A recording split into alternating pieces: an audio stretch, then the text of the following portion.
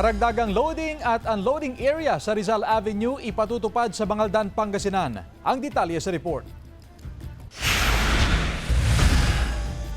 Para makasakay ng bus papunta sa Manawag, kailangan pa raw maglakad papuntang loading area sa bahagi ng Rizal Avenue ang senior citizen na si Emma.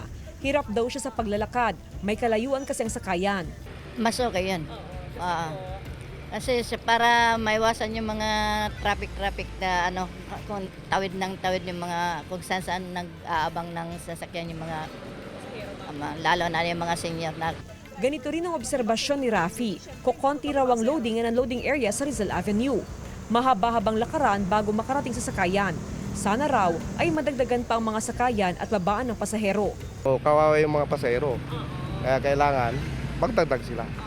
Batid ng Public Order and Safety Office ang hinaing ng mga pasahero, kaya pinag-aralan ng POSO na magdagdag ng 2 hanggang 3 pang loading and unloading zone sa kahabaan ng Rizal Avenue. Nang sa ganun yung mga sasakyan, kung mapansin niyo ngayon, medyo dumami yung mga modern bus natin para maitabi at for security reason naman na makababa ng maayos yung mga pasahero natin. Nagbibigay naman daw ng konsiderasyon ng POSO sa mga pasahero, lalo na kung senior citizen, buntis at PWD.